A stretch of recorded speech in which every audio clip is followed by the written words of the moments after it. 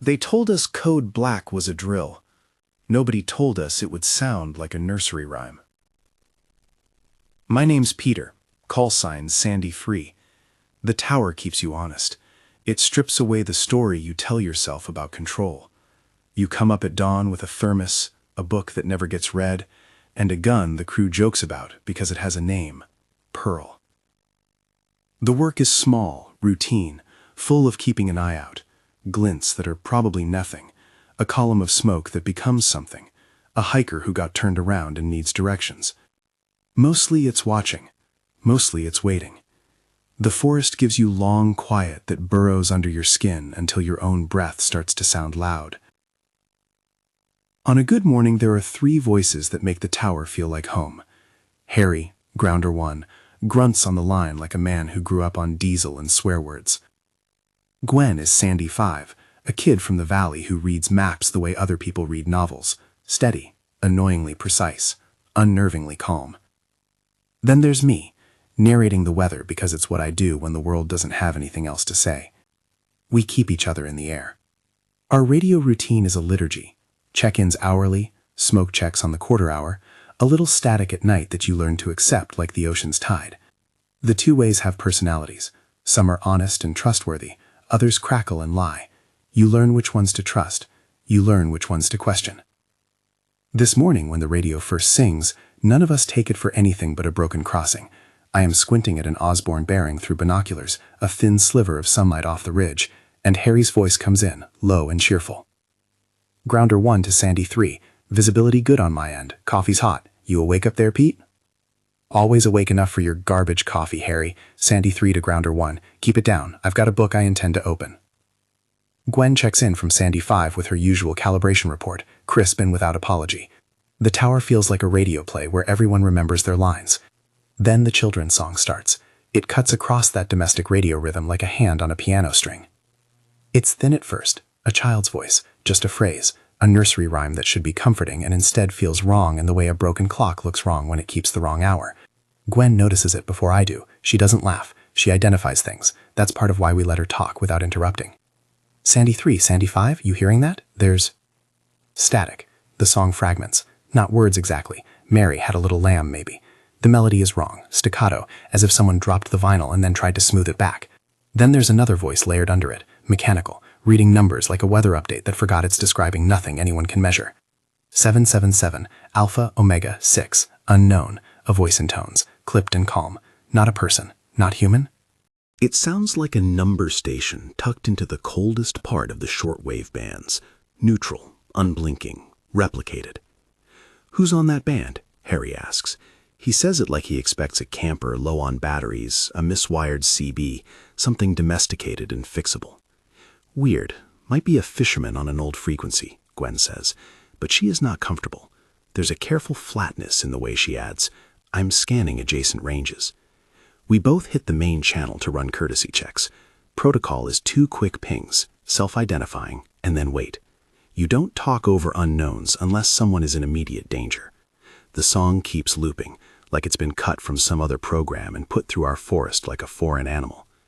I switch to the handheld and ping dispatch, and then the valley desk. No answer. Just a hollow response of static and the nursery rhyme, looping, as if someone put the whole forest under a record player. Dispatch, this is Sandy 3, and he comms coming through on the main, over. Static. No negative, dispatch silent. Could be line failure on our side. For a second, we all lean into the tiny machinery. Fuses, antennas, a loose ground. You can tighten bolts and replace batteries. You can climb down and run a wire. You can do work with hands. Then Gwen calls, her voice lower now, because she is seeing something that doesn't belong in the maintenance manual. Sandy 3, Sandy 5, bearing 91, 1200 meters, silver glint descending fast, not a plane. I swing the binoculars the way an old man swings a cane, and the ridge gives it back. A silver towards sun, a bright glint that seems to want to disappear into the trees. For a moment, it's a dazzling star. The next, it's a conical edge, and then it's there, suspended like a coin caught in air. It moves with purpose that isn't ours. When something moves with its own purpose, it becomes dangerous, because it will not obey our rules. I call Harry to watch the southern approach. He curses and lights a cigarette with his mouth, small, defiant ritual, and reports, saw it, Looks like an overturned tin cup. Hovering. Exams say no wings. Unknown object descending near Sandy 5, requesting further observations. Over, I tell them. The usual options in a problem are methodical. Document, report, wait for instruction. We do that. It feels like everything we know how to do. Two things happen almost at once. The silver object makes a sound like a spoon on glass as it shifts, and the static on our radio stitches together into a voice that sounds disturbingly like a public service announcement. It is not a person speaking to us. The broadcast is smooth, pre-recorded, mesmeric. This is a controlled advisory. Code Black now in effect for all forest units. Remain in place. Do not approach. Any movement outside established positions will be considered hostile. Await further instructions. The voice is neutral, professional, precise. The language is strange and it's calm. Gwen radios back. Is that an automated channel? Who's that from? Her uncertainty is visible over the line. We are trained for lockdowns and for fires and for storms. We are not trained for commands that lock you into place while something unknown and active comes for you.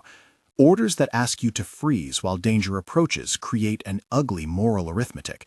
Obey your duty or abandon someone who might still be alive. You start to count the cost in your head like it's a spreadsheet, and every human value looks small and utilitarian under a pre-recorded voice. Harry's laugh is thin. Well, that's new. Remain in place? That's going to be the new policy. Sit tight and wait for the apocalypse to fill out its paperwork. I want to argue. Something in me pushes at the rim of that order. The ranger in me remembers the first law of being in the woods. People first. But then the other part, the one that put in 20 years and takes orders, says you do not become a hazard to others. You follow the chain, you keep calm. It's a delicate balance, a weight that presses down like fog before a storm. The fog comes, and it has an attitude. At first it's subtle. The air tastes metallic, like pennies melted into steam. The birds go quiet. Distance collapses. You see a ripple through the trunks, concentric like a pond, but on a vertical plane. Those ripples aren't leaves shivering. They're a pressure wave, subtle at first, that makes the tower's metal hum. The silver object moves closer and seems to exhale a slow, cold breath that turns pine needles into frost. Gwen's voice picks up the child's song again, but this time it's under her words like a radio echo. I hear her breathe in. Sandy 3, she whispers into the mic, and then she laughs, because that's what Gwen does. She diffuses by trimming the edges with humor. If this is a new kind of wildfire, I quit. There will be papers to fill. Stand by, Gwen, I say. My voice doesn't feel like mine. It sounds small inside a radio wave that the song keeps pushing through. I call the valley again. No response. Cell drops to 0. Our little constellation of dependents, dispatch, medevac, the people who promise to arrive if things go sideways, flickers out like a string of bulbs yanked from a socket. Everything that used to make us safe becomes part of the silence.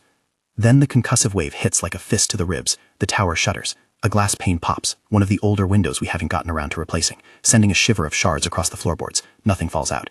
The trees bend as if bowing. The world winks, and in that wink, the nursery rhyme grows from a whisper to something relentless. I lock the door. I find Pearl in the corner where I leave her, a compact thing that is comfort and deterrent. We talk about guns like they are tools, because in reality they are. In the tower, Pearl is a weight that tells you whether a decision is physical or merely hypothetical. I make the checklist in my head because ritual keeps panic at bay. Radio, secure, reinforce, count. Grounder 1 to Sandy 3. I'm moving up. I'm taking the UTV for a recon. Over. Harry's voice is thick with laughter that isn't funny anymore. I can't sit in a tower like a jukebox while something plays our death song. I'm going. Negative, Harry, the pre-recorded voice says, as if it hurt him. Remain in place. You could hear the argument shaping in Harry's throat. He always says what he feels in a language of good-humored threats and practical verbs. You don't tell me to be still when someone needs... Harry, stand down. Protocol. Gwen's voice is suddenly professional. The humor has been cut away. It's like watching someone press a hand over an open flame to stop themselves from moving. Training, protocol, becomes a thing that protects people by making them predictable. But in a situation like this, it's a chain that binds. On the line, someone else calls. Filthjack, a host from a campsite not far from the South Fork, usually cheerful and a little conspiratorial, reports in breathless, urgent sentences. The camp hosts are the sort of people who think the forest is their living room. Jack's voice is jittery. Sandy 3, Jack here. Hey, this is weird, man. Lights, like under the cedars. I can hear clicking. It's like... He doesn't get to finish. The song swallows him, and then a new sound enters the channel. Not human speech, but a pattern. Clicks and low growls, as if 1,000 stones were being rubbed together. It is not the sound of any animal I've heard. It is more like someone rearranging a box of teeth. Gwen tells us to maintain the channel and to monitor her frequency. I'm pinging everyone in my vicinity, she says. If there are people near Filthjack, tell them to shelter. Keep logs, document. We all scrape for the rules we know. We check manifests and martial protocols and find the holes. The broadcast keeps saying with the same infuriating calmness, Code Black in effect. Do not move. Remain in position. Await instructions. The moral calculus spins. If an order says shake hands with the unknown and freeze, what happens to the people who need you? To the person who is 2 hours from the trailhead with a broken ankle? To Jack under the cedars hearing the clicking? To Gwen who reports movement just beyond sight? Orders exist to organize responses, but they can also calcify fear. Then Gwen's mic goes strange. It's a small technical thing that feels huge. Her microphone sticks open, not intentionally, but because of some electrical hiccup, it picks up everything.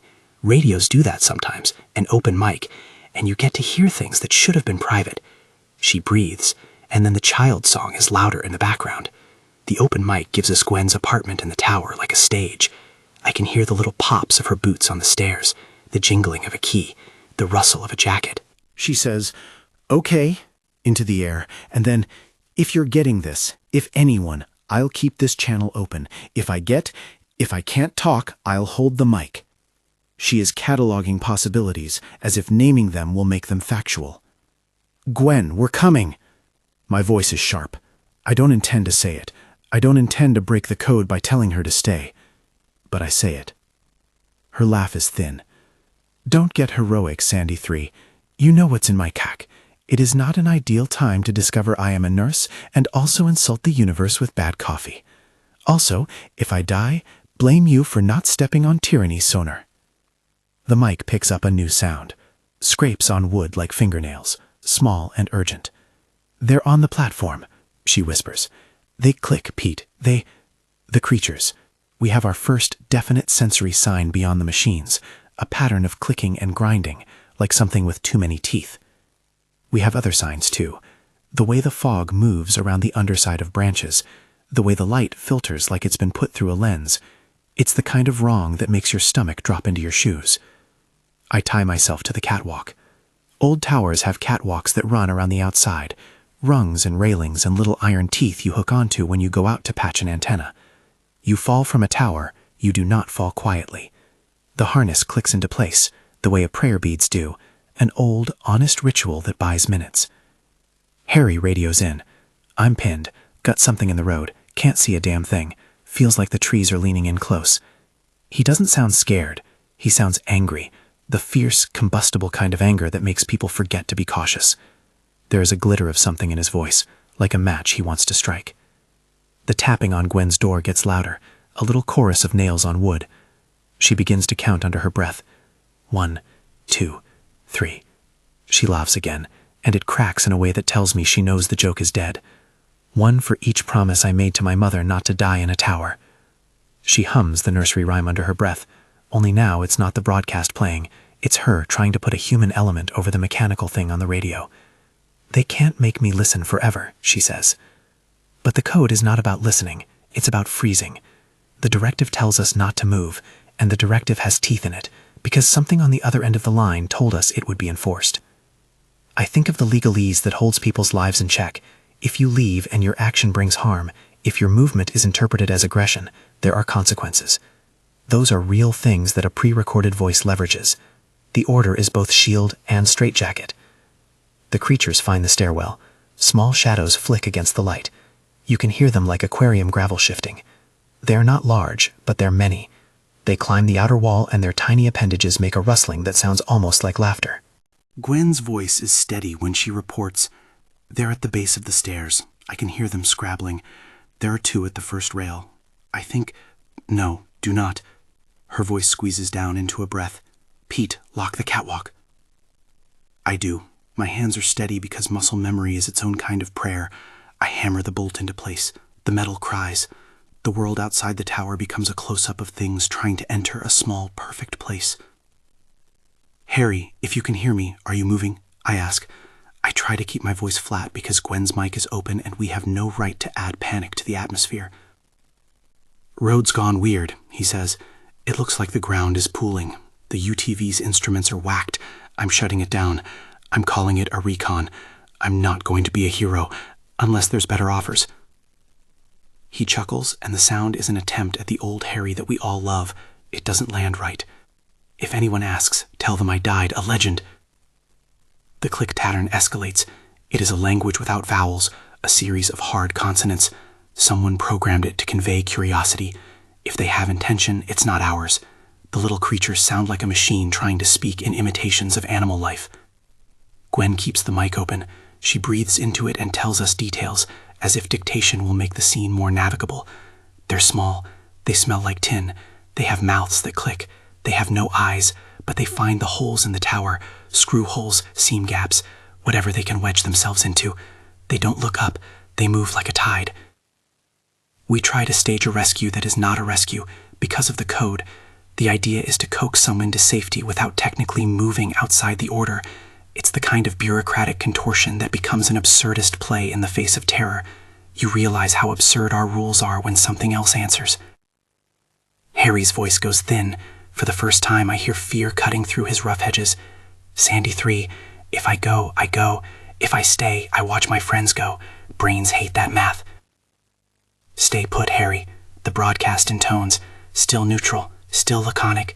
The sound is like a metronome set to doom. At some point, the two-way fills with another layer, a number station voice, low and rhythmic, reciting coordinates and numbers that seem too precise to be random. The combination of child song, number station, and pre-recorded advisory becomes a three-part chorus that seems designed to confuse. It's as if someone took every kind of signal the forest meadows and fed it into a blender. We switch to a secondary frequency and back like swiping a Band-Aid on the surface of a wound. A dozen times I think about climbing down and sprinting at Gwen, about grabbing the first thing that breathes and dragging it to safety. Protocol and instinct are having a physical fight in my chest. The tower feels smaller by the minute. The inside is now a map of objects we can use. Bolts and planks, and a steel door whose lock I reinforce with 2 rusted chains. Old rangers keep old things. You never know when you'll need a bolt or a pry bar. I count them as if they are talismans. Each object is both a comfort and a reminder that we live by our hands. A sound at the base of the tower makes me look down. There's a seeping fog that runs like working water across the clearing. The fog is warm in a way that makes your hair stand on end. It thickens around the protective line of stones we put around the tower in the old days. It curls under the belly of the trees like an animal. Gwen's voice goes slim. "They're trying to open the hatch," she whispers. "They're at the base of my tower." They pause as if listening to my breath. She begins to hum under her breath again, softly this time, weaving the nursery rhyme into something to keep the open mic human. The open mic is a lifeline that turns into a confession.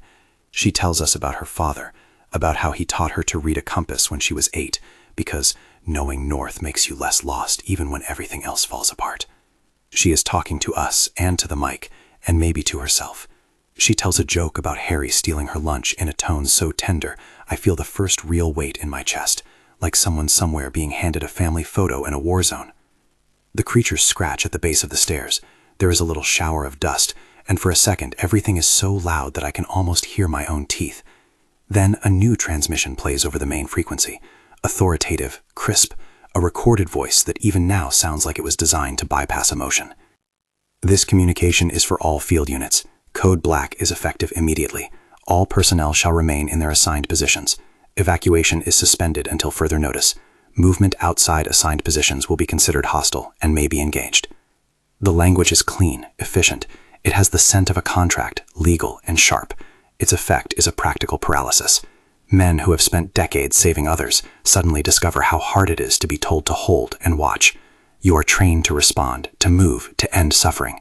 To be legislated into an action is a cruelty administered by an invisible hand. Gwen laughs at herself, the sound of someone trying to refuse fear with humor. Then there's a grind in the transmission, like a tape being rewound. The child song plays again for a beat. The number station recites a series of digits beneath it. The result is a mechanical lullaby. An image crawls into my head, of a courtroom where people are judged by those who never smelled cold moss on a winter morning, and there's a judge with a wire voice telling the prisoners to wait. It's not the deliberate villainy we usually imagine. It's the kind of compliance that looks neat on paper. Orders are given to humans by machines, and the machines don't understand the granular cruelty of what they impose. We can't reach anyone outside of our little system. The valley desk is radio silence. The cell towers are dead. The network has become a paper map, useful but not alive. We are islands with voices that cannot be carried. The little creatures keep testing. They push at seams and they wedge their mouths into cracks, and each time they find a slender opening, they emit a sound like applause. There is an intelligence that is fragmentary but focused. They do not pause to look at us. Their attention is like water finding a crack it can slip through. Harry calls again, and this time grief rides in his voice like an uninvited passenger. If I go, I'm on record as doing it for Gwen and for Jack, and for anyone who thinks the line is something to be trusted. If I stay, we will be bureaucrats with a pile of unread reports. He laughs, and it breaks badly. If I don't, his voice cracks. If I go out, don't say I was reckless, Pete. Say I had poor judgment and good taste. There's a bravado in it that we'd all laugh at in the morning if the morning still existed. But the radio is now a tapestry of these fragile jokes and nervous orders. The tower becomes a stage for the smallness of being human in the face of an order that insists on stillness. The mic on Gwen's channel becomes a ledger of small answers. Breath shallow. I think one of them has a metallic scent. There's a noise like a child's toy when it gears up. They don't bleed if you pinch them. They sound like teeth grinding on stone. They can climb. I can feel the catwalk beneath my feet as if it were living. The bolts I hammered years ago seem to hold older promises than those made in committee rooms. I hug the rail and count the minutes as if counting will make them mean less. And yet something else is happening. Outside the loop of the broadcast in the nursery song and the number station, the sky flattens and a silver glint arcs like a coin flipping over a thumb. It moves with a grace that is alien. For a beat, it hangs above the crest of the ridge like an offer of explanation. Then it descends, and the forest seems to hold its breath. All units, code black remains in effect. Do not move. Await further instructions, the pre-recorded voice says once more, punctuating the moment as if recording a new law. Gwen starts to hum again. The hum becomes a song. The open mic lets us hear the sound of her counting out the little inventories of people, the names of the ones she'd call if there were phones that worked, the things she would take if she could, the oddities that made her human. It is intimate. It sounds like confession because, in a way, it is. Pete, she says suddenly, and the sound of her name over the circuit is an anchor. Whatever happens, don't let the broadcast be the only voice that tells our story. The idea is reverent. The mic is a witness that will carry her words if the world goes quiet. Subtle human acts, an open mic, a whispered joke, become defiant when the alternative is to be catalogued by a neutral voice. I grip the rail, and the tower groans under something that could be wind or something else. The fog wraps like a hand around the trunks and starts to climb, not with slowness, but with purpose. The little creatures are at the base of the tower now, a congregation of teeth and clicking mouths, and they run their tiny hands over the metal as if cataloging it. Harry's voice comes through slackened. I'm making a run for it, he says.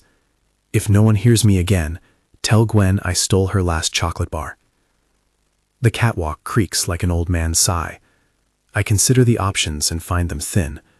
The broadcast wants us to be statues. My heart wants me to be a rescuer. The law wants me to be rational. The blended voices in my head taste like rust. Gwen squeaks something on the open mic, half song, half prayer. If anyone hears this, if this is picked up, remember the little ridiculous things. Remember the pie contest at the training camp. Remember Harry doing the wrong knot, she says. Tell them we did our jobs badly and loved each other anyway. The creatures scratch at the bottom of the metal door like someone trying to open a trunk that's been locked. The sound is a percussive punctuation on the quiet. Then the number station voice cuts through, regular and cold. 2804. Target locked. Initiate hold. The words mean nothing to us. Their timing feels sinister. I reach for the secondary frequency, trying to patch a message to any listening ears beyond a fog line. My hands are steady because fear likes rituals.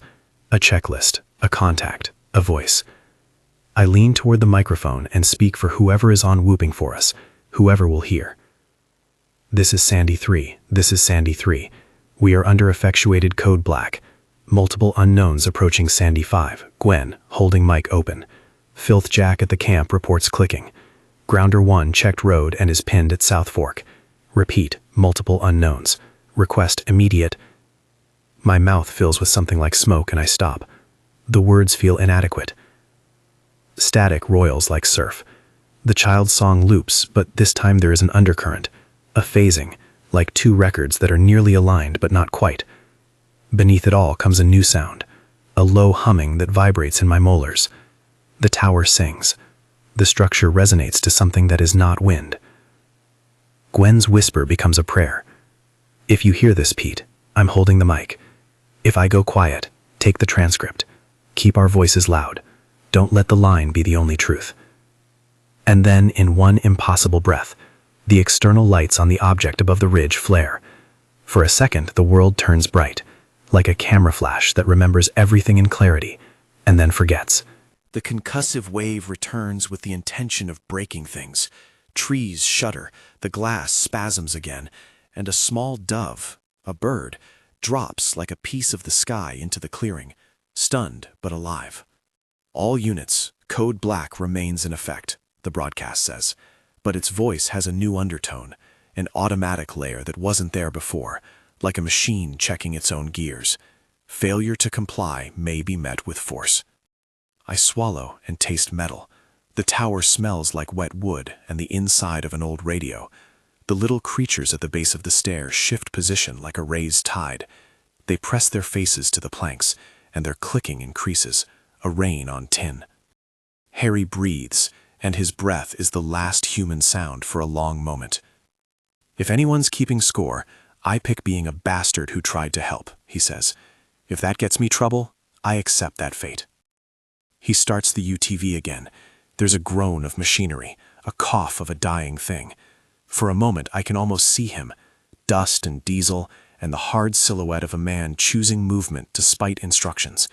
Then his call is swallowed by static, and the nursery rhyme floods back over the channel like a sea tide. Gwen is still holding the mic. She names things, names for us, small evangelizations against anonymity. Pete, she breathes. Tell them I like the rain more than most. Tell them I... The open mic gives us a jolt of intimacy so sharp I want to cry. These are ordinary things, small things, the kind of paragraphs in a biography that mean everything in a life. In the tower, they are tiny pebbles tossed into a pond and watched for the way the ripples change. Something bangs at the base of the tower with a force that makes the glass ring, the creatures clicking crescendos, and for a second I have the terrible clarity of an animal feeling a closing trap. They attempt to open a seam. They wedge a mouth into a screw hole. The sound is that of persistence. I take one last breath and move to the inner stairwell to check the locks. My hand is shaking, not enough to fail, but enough to make me know I'm alive in a way that reading a casualty list never made me feel. I thumb the bolt. I check the window. I listen to Gwen's steady voice. Pete, she says one more time, and there is a steadiness now that has blood under the skin. The broadcast plays again, but its tonal change is subtle, a modulation of this in-world authority that becomes almost a taunt. Code black enforced. Failure to comply. The radio snaps with static, and the child's song mutates into a pattern of numbers. Then, I don't know if it's radio interference or the tower's wiring giving up. The open mic on Gwen's channel shudders, and her voice is cut in half. For a long breath, the world is pure noise. Then a single transmission buckles through, thin and ragged. Harry's voice, if it is him, crashes like a wave. Sandy 3, Sandy 3, this is Grounder 1. There is a ripping sound like tearing fabric. I see figures. He doesn't make it to the end of the sentence. The transmission slaps into an expanding static wall and dies. Silence falls like snow. No, not silence. Sound is still there, but it is institutional now, the cold voice of the broadcast repeating its order like a litany. Code black enforced. Remain in place. On Gwen's open mic, the hum of the nursery rhyme, distorted, slow, continues. Her breath is shallow. Something scratches at the door again, closer now, like something testing whether wood will yield. The tiniest of noises, but sharp enough to be a bell. I wrap myself around the radio like it's a warm animal. The tower is a fragile capsule with one small hole that threatens to become a problem. The creatures climb. The fog envelops. The pre-recorded voice issues the final advisory of the moment. Remain in place. Await further instructions. Do not move. My hands are bleeding where they scraped on the bolts. I don't feel them. I think of all the people who could come, of medics and friends and the petty bureaucrats who told us what to do. I think of the choices a man makes when he is told to stand still while danger comes. I think of Gwen's last casual joke about pie contests and of Harry stealing a sandwich. I think of Filth Jack's terrible puns. Something presses on the stairs. A shiver runs up the tower. The fair, human rhythm of the world has been interrupted by something that refuses our categories. The question the title asks, what happens when a code blat is called in our national forest, feels less like a hypothetical now and more like an experiment whose variables we are. We follow orders for a while. We cite protocol into the air. We cling to our rules and to each other. We keep the open mic because a voice is a proof of life. We count bolts and hold our breath. Outside, the fog shudders in a way that suggests it's making a choice about what to take. The nursery rhyme stutters and then slows down to a single warped note that hangs in the air like an accusation. I sit with Pearl across my lap and the radio between my hands, and I wait for the next thing to break. If the pre-recorded voice is law, then the law now listens to the sound of small creatures testing a door and the hand of a man who cannot choose between obedience and rescue. If the law is supposed to protect, then what does it do to those it binds when the threat does not read the manual? Something taps the outer wall, 3 times, deliberate, like a knock. I press my ear to the metal and listen. The tower answers back with the low hum of its own life. The mic is open. Gwen is whispering every little memory she can think of, as though naming them will keep them from dying in the dark. Pete, she says softly, if the line goes, promise me you'll tell them everything we did. I make no promises, because I can't know the shape of the future. But I think of what I would say, that when a code black is called, it puts paper over the animal part of us. It asks us to hold our positions. It asks us to become statues while the world rearranges itself. And sometimes the most human answer is the one that steps into the breach. The knock comes again. This time it's lower on the stairwell and closer to Gwen's door. The number station counts under it, monotonous and clinical. The broadcast repeats the rule. The little creatures click like pebbles grinding. I watch the radio screen and the numbers scroll, and the child's song becomes a ghost of a tune. For the first time, my training and my heart are both optionless. I understand the cost in steel and in blood, and in the awful arithmetic of impossible choices. The fog presses against the base of the tower like breath. The broadcast says, gently and with an authority that belongs to no one, remain in place. I look at the open mic, at Gwen's breath, at Harry's last gritty laughter bleeding static. I lift Pearl. I imagine the bolt at the base giving way, and the little teeth pressing inside. I listen for the sound that will tell me whether the tower still holds, and I wait for someone to answer, because the thing all of us know, ranger, grounder, camper, is that when a call goes out, when the rules are made, the rest of the world waits to see which part of us will be louder, the code or the voice of a person calling your name. If you want the full uncut account of that day, stick with me. The knock comes again, louder, right under my boots. It's not a polite knock, it's measured. 3, pause, 3, like someone counting out time in a language I don't know. The fog presses like a wet sheet against the tower legs. The pre-recorded voice loops and then fades into the melody. 2 things that should not belong together now braided into a single instrument of compliance. I don't wait for permission. I don't make that choice with a plan. I make it with a single unexamined thought. Gwen holding the mic open. The rest of the rules unspool from that like an old rope. The checklist in my head compresses into actions. Harness, anchor, lower. The catwalk is a throat I can slide down, and I slide. Every rung is a small argument with the voice that told us to remain statues. I feel the harness buckle in my hips, Pearl snug in the pack at my back, radio clipped to my chest. I take the secondary frequency and whisper into it, because the open mic is still Gwen's confessional, and I don't want to steal that from her. Sandy 3 to any field unit on secondary. I'm moving to Sandy 5. If you hear this, cover, static eats the rest. I hear my own breath in the mic, and for a second I am embarrassed by how loud I sound, how human. The drop to the ground is less dramatic than I imagined. The fog absorbs sound like old fabric. The clearing beneath the tower is a shallow bowl filled with gray that gleams like oil. Shapes move in the fog, small shapes, a tide breaking on a shoreline fashioned of pine bark. They notice me with the same indifferent curiosity they'd shown before, a trickle of clicks and a sudden bustle. They are many. I keep low. The harness hisses at the cinches. I move by habit, short steps, eyes not trusting anything that looks like a horizon. Harry's UTV is a silhouette on its side, half buried in the leaf litter. The engine ticks like a sleeping animal. The radio on the dash plays a loop, with Harry's laughter folded into it, then a burst of words, figures, and then static, so thick I could choke on it. I drag the UTV by hand to a better position, rig a loose tow cable, and start it. The machine coughs, and then it runs with a complaint, more like a person groaning into work than a thing returning to form. I think of the broadcast. Failure to comply may be met with force, and I hate how simple it sounds on paper. I hate how paper words can be used to hold a hand over another person's mouth. The road is a gutter of fog. The trees loom like watchmen. The clicking increases as I approach Gwen's tower. The sound scans the air and finds space in it, like a comb finding a knot. I spot movement near the stairs, little silhouettes, dozens, clinging to the stringers, their mouths opening and closing like small machinery. They push at the seams. They have no faces I can name. Their appendages are too many and too precise. The first thing I do is not heroic. I wedge my shoulder under a loose plank where 2 screws have backed out and pry it up, creating a gap. The creatures sniff it, and their clicking accelerates. One of them reaches into the gap with something like a proboscis and withdraws with a scrap of old insulation. It is absurd and horrible in the perfect middle of it. They treat everything like a part they can examine. I move faster. I reach the stairs landing and hear Gwen's laughter, thin and brittle, come through the open mic. "Pete," she says, "you could have at least brought donuts." "Keep talking," I tell her aloud, because I can and because it helps.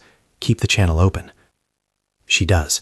In the background of her voice I hear the creak of her door giving way and the scrape of many small things pressing at the wood. She tells me where the seam is. Where there's a hole she keeps a spare bolt, where the paint is flaking. She lists the names of trainers and the worst trainees in a way that makes me laugh quietly despite the tightness in my chest. Then something moves in a way that is unintimidating and terrifying all at once. The silver object overhead shimmers, and the fog shudders as if some large animal has inhaled.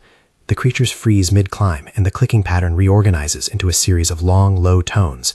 For a breathless second, it looks like they're listening, not as predators, but as a flock listening for a conductor's downbeat. At the top of the stairs, I find an opening where the little teeth have torn at a lower panel, and inside there's a thin gap through which Gwen's boot appears. Her fingers hook on the rim. She is dirt-smudged and laughing and crying at the same time, an impossible combination. "Pete," she says, "I thought that if I kept the mic open, they'd find me interesting enough to write a memo about." "One hand on the rail," I tell her. "One step, and I'm pulling you." She swings her legs and looks at me for a second, and in that look I understand how small bravery is. It is shared. She steps to me, and I haul. For a moment, the world narrows to 2 hands and a harness and a knot of human urgency. We phone out, literally, 2 fools clinging to a rope ladder as the little teeth cluster around our boots like barnacles. They click and click and click. Their rhythm means nothing but insistence. One finds the space between my pack and my back and probes, and something cold like a coin slips against my spine. It's not pain, it's an assessment. We make it 8 feet, 10, and then the ground trembles with the sound of something else arriving, heavier, metallic. The object above the ridge dips as if it has decided where to land. A low thrum cuts through the fog, and the creatures fall silent, their appendages frozen in midair. An instinct rises in me like a tide. Whatever that silver thing is, it's the conductor. From the trees, a beam of light separates the fog like a knife. It moves in a slow sweep, and the creatures recoil from it as if it burns. Gwen laughs, a wet wobble of sound. "They hate bright things," she says, "or they're programmed to retreat from—" A shadow moves inside the silver coin, and a thin, mechanical throat emits a single note that collapses the air like a struck bell. The little creatures seize up and then begin to scatter. not fleeing, but dissolving into the earth like insects that remembered a hole they had been born under. I don't know if it is science or some other logic, but the fog responds too. It pulls back in a soft, deliberate way, like a breath exhaled after a scream. The silver thing lifts and arcs back over the ridge. For a second, the world feels as if it's returning a borrowed day. Sirens, far off, begin to thread through the fog line. Human sounds now, not pre-recorded edicts. They are neither here to save us nor to judge us. They are simply movement. Later, people will say military helicopters or containment teams, but at this moment they are just noise, a human response that finally answers human voices with motion. We slump against the tower and laugh stupid, shaky laughs. The harness bites into my hips. Gwen holds the mic and tells me, in the same steady way she has held,